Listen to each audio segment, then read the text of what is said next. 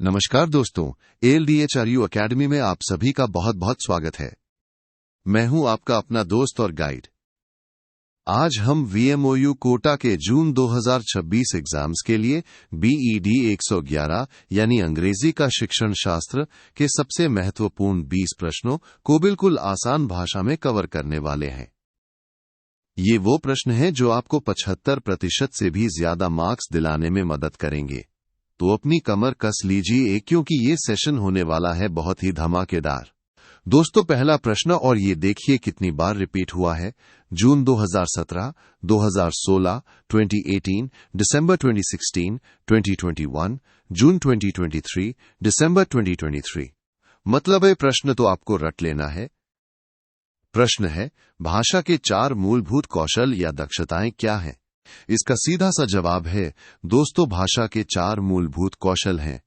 श्रवण यानी सुनना, भाषण यानी बोलना, पठन यानी पढ़ना और लेखन यानी लिखना।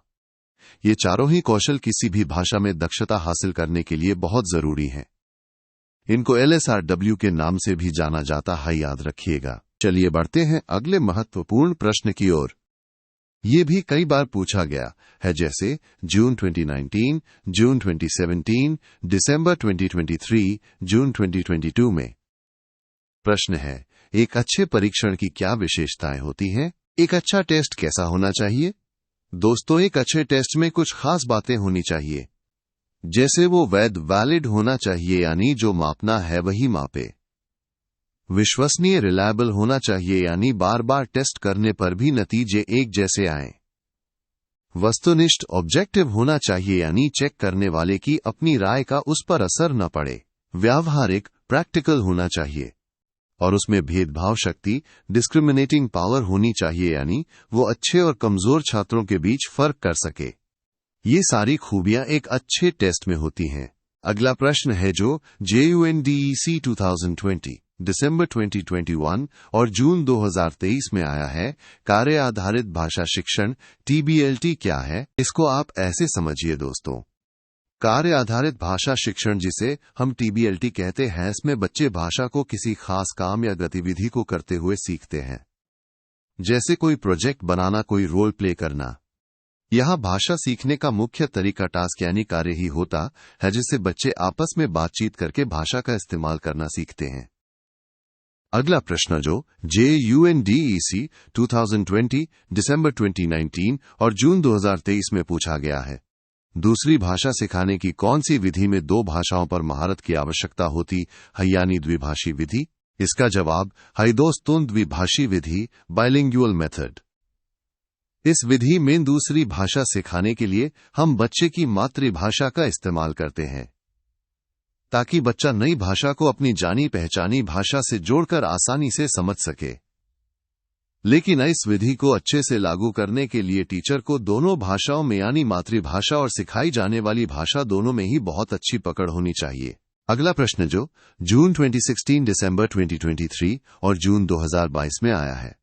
प्रत्यक्ष विधि डायरेक्ट मेथड का दूसरा नाम क्या है? प्रत्यक्ष विधि को हम न्यू मेथड या रिफॉर्म मेथड के नाम से भी जानते हैं। इसमें सीधे टारगेट भाषा में ही पढ़ाया जाता है, मातृभाषा का इस्तेमाल नहीं होता। दोस्तों, अगर आप भी अपने एग्जाम्स में 75% से ज्यादा मार्क्स पक्के करना चाहते हैं तो अल्द्रू एकेडमी की ये पूरी सब्जेक्ट गाइड PDF अभी डाउनलोड कर लीजिए। इसमें आपको ऐसे ही और भी बहुत सारे महत्वपूर्ण प्रश्न और उनके जवाब मिलेंगे। डाउनलोड करने का सीधा लिंक आपको नीचे डिस्क्रिप्शन बॉक्स में मिल जाएगा। देर मत कीजिए, अपनी तैयारी को आज ही मजबूत बनाइए। अगला प्रश्न जो जून 2018, दिसंबर 2021 और दिसंबर 2019 में पूछा गया है। NCF 2005 के अनुसार भाषा शिक्षण का दोहरा लक्ष्य क्या है? NCF 2005 कहता है कि भाषा सिखाने के 2 मुख्य लक्ष्य हैं। पहला, बच्चों में भाषा की बुनियादी प्रवीणता, बेसिक प्रोफिशिएंसी विकसित करना, ताकि वे रोजमर्रा की जिंदगी में भाषा का इस्तेमाल कर सकें। और दूसरा, भाषा को अमूर्त विचारों, एब्स्ट्रैक्ट थॉट्स और ज्ञान प्राप्त करने के एक साधन के रूप में विकसित करना, ताकि बच्चे भाषा के जरिए सोच सकें और सीख सकें। चलिए बढ़ते हैं अगले प्रश्न की ओर जो जून 2019, जून 2017 और JUNDEC 2020 में आया है। डिप्थोंग्स क्या होते हैं? डिप्थोंग्स को आप ऐसे समझिए दोस्तों, एक ही शब्द के अंदर दो स्वरों की आवाज का मिश्रण होते हैं। जैसे जब हम कॉइन बोलते हैं तो ऑय की आवाज एक स्वर से शुरू होकर दूसरे स्वर पर खत्म होती है। हमारी जीभ एक स्वर से दूसरे स्वर की तरफ फिसलती है, यही डिप्थोंग्स होते हैं। अगला प्रश्न जो जून 2016, दिसंबर 2023 और जून 2022 में पूछा गया है, भारत के किन राज्यों में अंग्रेजी एक आधिकारिक भाषा है? दोस्तों, भारत के कुछ राज्य ऐसे हैं जहां अंग्रेजी को आधिकारिक भाषा का दर्जा मिला हुआ है। ये राज्य हैं मणिपुर, मेघालय, नागालैंड, त्रिपुरा और अरुणाचल प्रदेश। ये बहुत ही महत्वपूर्ण जानकारी है, इसे याद रखिएगा। अगला प्रश्न जो जून 2017 और जून 2018 में आया है, त्रुटिपूर्ण उच्चारण, डिफेक्टिव प्रोनाउंसिएशन के क्या कारण हैं? देखिए दोस्तों, गलत उच्चारण के कई कारण हो सकते हैं। एक तो है क्षेत्रीय विविधता, यानी अलग अलग इलाकों में बोलने का तरीका अलग होता है। दूसरा, हमारी अपनी मातृभाषा में कुछ ध्वनियां, साउंड्स नहीं होती जो अंग्रेजी में होती हैं। और सबसे बड़ी बात, अगर शिक्षक खुद गलत उच्चारण करता है तो बच्चे भी वही सीखते हैं। इसलिए से ही उच्चारण सीखना और सिखाना बहुत जरूरी है। अगला प्रश्न जो जून 2019 और JUNDEC 2020 में पूछा गया है, कंटेंट वर्ड क्या होता है? कंटेंट शब्द वो होते हैं जिनका अपना एक ठोस मतलब होता है। ये ऐसे शब्द होते हैं जो किसी क्रिया, वर्ब, विचार, आइडिया, वस्तु, ऑब्जेक्ट या किसी गुण, क्वालिटी का वर्णन करते हैं। जैसे रन, ब्यूटीफुल, टेबल, ये सब कंटेंट वर्ड्स हैं। ये वाक्य के मुख्य अर्थ को बताते हैं। अगला प्रश्न जो जून 2017 और JUNDEC 2020 में आया है, क्रिया विशेषण एडवर्ब क्या है? क्रिया विशेषण, जिसे हम अंग्रेजी में एडवर्ब कहते हैं, एक ऐसा शब्द होता है जो किसी क्रिया, वर्ब, किसी विशेषण, एडजेक्टिव या किसी दूसरे क्रिया विशेषण के बारे में ज्यादा जानकारी देता है। ये बताता है कि कोई काम कैसे हुआ, कहाँ हुआ, कब हुआ या कितनी बार हुआ। जैसे क्विकली, हियर, येस्टरडे, माइनस, ये सब एडवर्ब्स हैं। अगला प्रश्न जो JUNDEC 2020 और दिसंबर 2021 में पूछा गया है, स्वनिम, फोनीम क्या है? स्वनिम, जिसे हम फोनीम कहते हैं, किसी भी भाषा की ध्वनि प्रणाली की सबसे छोटी और सबसे अलग इकाई होती है। इसको बदलने से शब्द का अर्थ बदल जाता है। जैसे कैट में सी को बी से बदल दो तो बत बन जाता है। यहां सी और बी स्वनिम है। ये भाषा की मूल ध्वनियां होती हैं। अगला प्रश्न जो जून 2018 और दिसंबर 2016 में आया है, ब्लूम के वर्गीकरण, ब्लूम्स टैक्सोनॉमी के संज्ञानात्मक क्षेत्र, कॉग्निटिव डोमेन के 6 स्तर या श्रेणियां क्या हैं? ब्लूम की टैक्सोनॉमी में संज्ञानात्मक क्षेत्र के 6 मुख्य स्तर हैं दोस्तों। ये है ज्ञान, नॉलेज, समझ, कॉम्प्रिहेंशन, अनुप्रयोग, एप्लीकेशन, विश्लेषण, एनालिसिस, संश्लेषण, सिंथेसिस और मूल्यांकन, एवैल्यूएशन।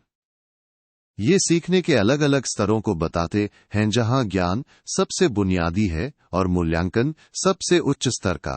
अगला प्रश्न जो जून 2018 और दिसंबर 2021 में पूछा गया है, पठन दक्षता, रीडिंग कॉम्पिटेंसी विकसित करने के लिए 2 विशिष्ट उद्देश्य बताइए।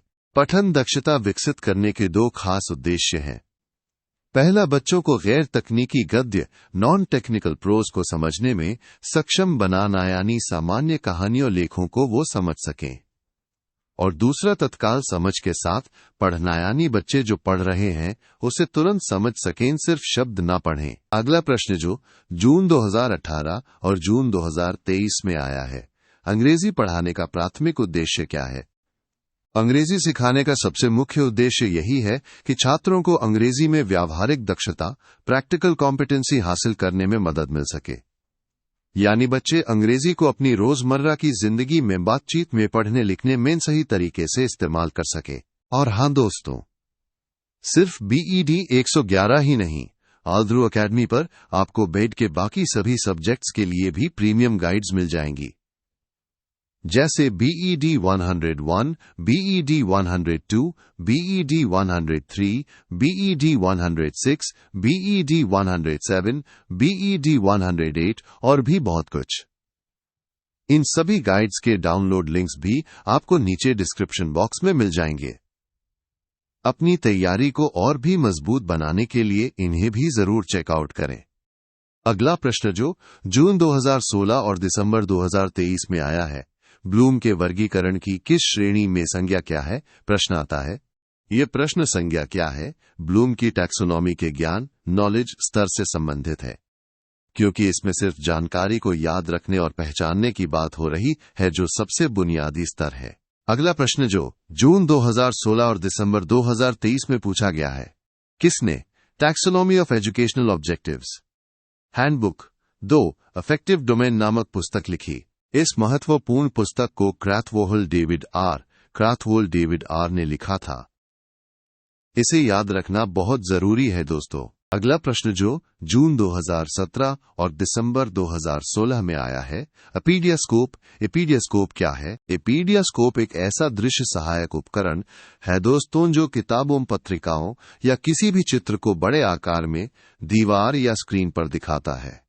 ये पुराने समय में टीचिंग एड के तौर पर इस्तेमाल होता था। अगला प्रश्न जो जून 2019 में पूछा गया है, स्कैनिंग क्या है? स्कैनिंग का मतलब है दोस्तों किसी भी टेक्स्ट में से किसी खास जानकारी या किसी खास शब्द को तेजी से ढूंढना। जैसे आप किसी किताब में कोई नाम या तारीख ढूंढ रहे हो तो आप पूरा नहीं पढ़ते, बस अपनी जरूरत की चीज पर नजर दौड़ाते हैं। यही स्कैनिंग है। और अब दोस्तों हमारा आखिरी प्रश्न जो जून 2019 में आया है, आगमनात्मक विधि इंडक्टिव मेथड क्या है? आगमनात्मक विधि में बच्चे पहले बहुत सारे उदाहरणों या खास तथ्यों को देखते हैं, उनका अवलोकन करते हैं और फिर उन उदाहरणों के आधार पर वे खुद एक सामान्य नियम या सिद्धांत बनाते हैं। यानी उदाहरण से नियम की ओर जाना ही आगमनात्मक विधि है। तो दोस्तों ये थे आपके बीईडी 111 अंग्रेजी का शिक्षण शास्त्र के टॉप 20 सबसे महत्वपूर्ण प्रश्न। मुझे पूरी उम्मीद है कि ये सेशन आपके लिए बहुत फायदेमंद रहा होगा। इन सभी प्रश्नों को अच्छे से तैयार कर लीजिएगा, आपको एग्जाम में बहुत हेल्प करेंगे। अगर आपको ये वीडियो पसंद आया है तो इसे लाइक करना बिल्कुल मत भूलना, अपने दोस्तों के साथ शेयर करो और अल्ध्रुव एकेडमी को सब्सक्राइब जरूर कर लेना ताकि ऐसे ही और भी शानदार वीडियोस आपको मिलते रहें। बाकी सभी जरूरी लिंक्स डिस्क्रिप्शन में दिए गए हैं, उन्हें भी चेक कर लेना। याद रखिए, मेहनत का फल सफलता है। आप सभी को आपके एग्जाम्स के लिए मेरी तरफ से ढेर सारी शुभकामनाएं। बेस्ट ऑफ लक मेरे प्यारे विद्यार्थियों।